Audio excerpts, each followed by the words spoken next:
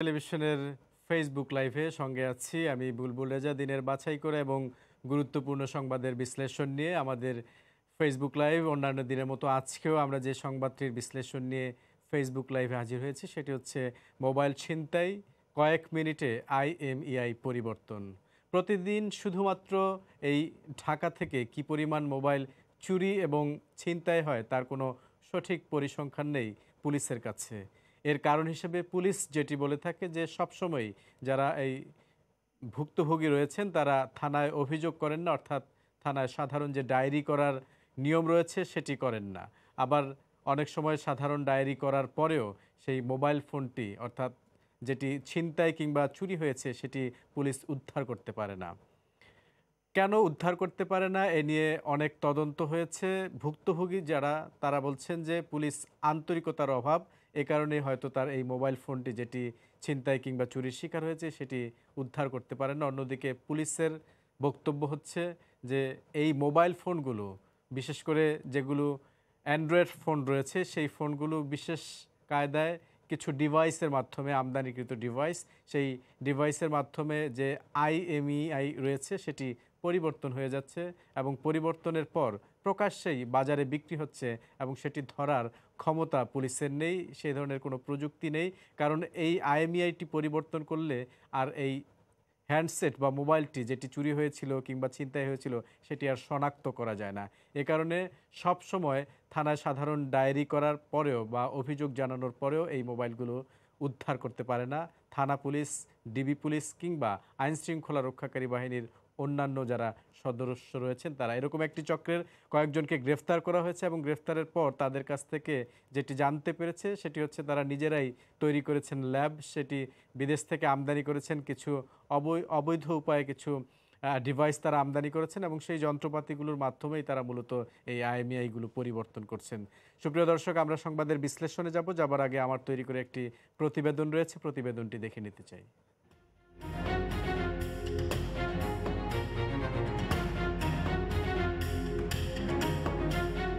হরহামেশাই চুরি হচ্ছে মোবাইল, চলতি পথে ছো মেরে নিয়ে যাচ্ছে ছিনতাইকারী। প্রতিদিন শুধুমাত্র রাজধানী থেকে কি পরিমাণ মোবাইল চুরি কিংবা ছিনতাই হচ্ছে তার কোনো সঠিক পরিসংখ্যান নেই, কারণ সব ক্ষেত্রেই থানায় সাধারণ ডায়েরি কিংবা অভিযোগ করেন না ভুক্তভোগী। তবে জিডি হওয়ার পরেও কেন সব মোবাইল উদ্ধার করতে পারে না পুলিশ? বাস আসার পরে হুড়মুড়িয়ে মোটামুটি মানুষজন যাচ্ছিল আর কি। তো ওর মধ্যেই ধাক্কাধাক্কি করে উঠলাম, উঠার পর দেখি যে মানুষ ঢুকলো মাত্র 2-3 জন, এতজন যারা ছিল তারা নাই। তো তখন আসলে বুঝি নাই, যখন বসলাম 1-2 মিনিটের মাথায় দেখি ফোনটা নাই। এত সূক্ষ্মভাবে আমার ফোনটা হারাইছে আমার বুঝতে পারিনি। অনেক খোঁজাখুঁজি করেও যেহেতু পাইনি, আমি পুলিশ নিকটস্থ থানায় জিডি করি।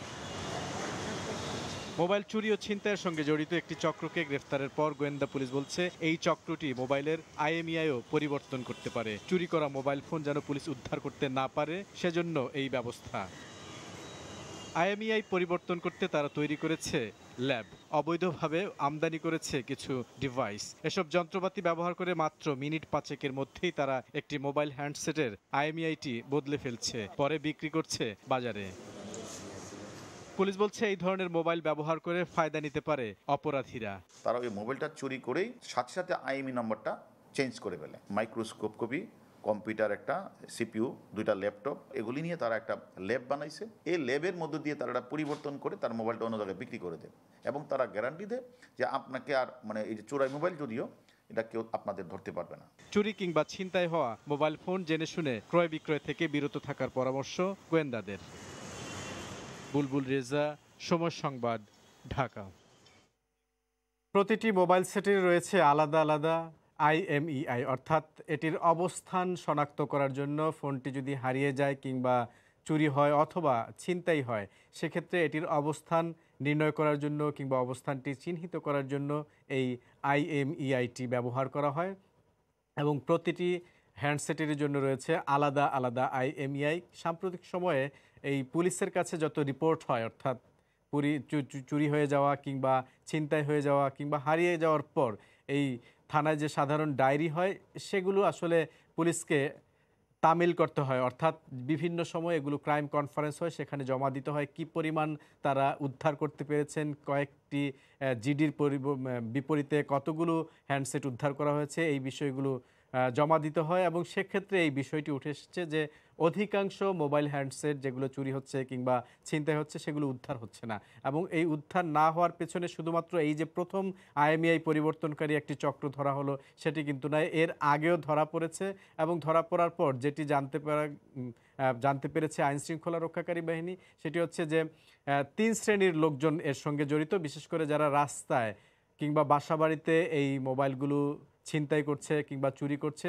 তারা প্রাথমিকভাবে এই মোবাইলগুলো রাজধানীর কয়েকটি মার্কেট রয়েছে, বিশেষ করে গুলিস্তান কেন্দ্রিক বা মতিঝিল কেন্দ্রিক এই মার্কেটগুলোতে নিয়ে যান। সেখানে এই সিন্ডিকেটের আরেকটি গ্রুপ থাকে, তারা এগুলো পাইকারি দরে তাদের কাছ থেকে কিনে নেন এবং কিনে নেওয়ার পর সেই মার্কেটেই তাদের ল্যাব তৈরি করা হয়েছে, সেই ল্যাবে নিয়ে যাওয়া হয়। সেখানে হচ্ছে আরেকটি গ্রুপ থাকে যারা এই নম্বরগুলো পরিবর্তন করেন, অর্থাৎ আইএমইআই যে নম্বরগুলো রয়েছে সেগুলো পরিবর্তন করেন। এবার চতুর্থ যে ধাপ রয়েছে সেই ধাপে এগুলো আবার আরেকটি চক্রের হাতে তুলে দেওয়া হয় যারা প্রকাশ্যে এগুলো বিক্রি করে এবং এই সেটগুলো অর্থাৎ যেগুলো পরিবর্তন হয়ে গেছে আইএমইআই অথচ চুরি কিংবা ছিনতাই হয়েছিল সেগুলো যখন বিক্রি করা হয় এবং সেটি যখন কেউ ব্যবহার করে তাকে আর শনাক্ত করা সম্ভব হয় না, কারণ যে আইএমইআইটি ছিল সেটি অর্থাৎ সাধারণ ডায়েরি যখন করা হয়েছিল সেই নম্বরটি এরই মধ্যে পরিবর্তন হয়ে গেছে, ফলে এটি আর উদ্ধার করা যায় না।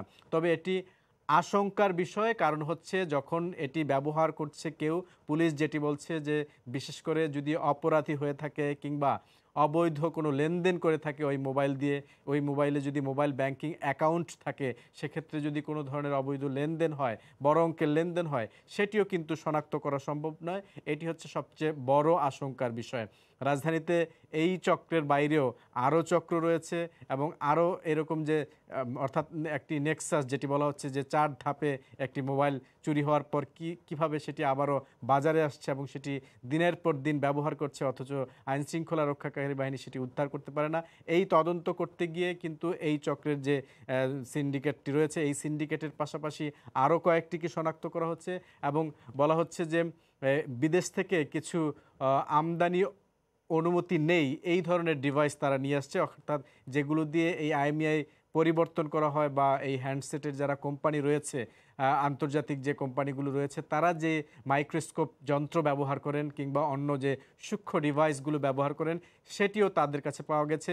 এটি একটি আশঙ্কার বিষয় এবং কিভাবে তারা রাজস্ব ফাঁকি দিয়ে এই আমদানি অনুমতি নেই, অর্থাৎ যে কারো অনুমতি থাকে না যে ধরনের ডিভাইস আমদানি করার, সেই ডিভাইসগুলো তারা কিভাবে এই আইনশৃঙ্খলা রক্ষাকারী বাহিনী প্লাস রাজস্ব কর্মকর্তাদের চোখ ফাঁকি দিয়ে দেশে নিয়ে আসলেন এবং নিজেরাই ল্যাব তৈরি করলেন, এই বিষয়গুলো নিয়ে গোয়েন্দা পুলিশ ব্যাপক তৎপর রয়েছে। বিশেষ করে ঢাকা মহানগর গোয়েন্দা পুলিশের মতিঝিল যে বিভাগ তারা এই তদন্তটি করছিলেন এবং যাদেরকে গ্রেফতার করেছেন তাদের কাছ থেকে অনেকের নাম ঠিকানা পেয়েছেন এবং যে 4 ধাপে এটি চুরি হওয়ার পর বাজারে বিক্রি হচ্ছে এই প্রতিটি ধাপে ধাপে কারা রয়েছেন তাদের নাম ঠিকানাও এবং তথ্য পাওয়া গেছে এবং তাদের বিরুদ্ধেও অভিযান অব্যাহত রয়েছে।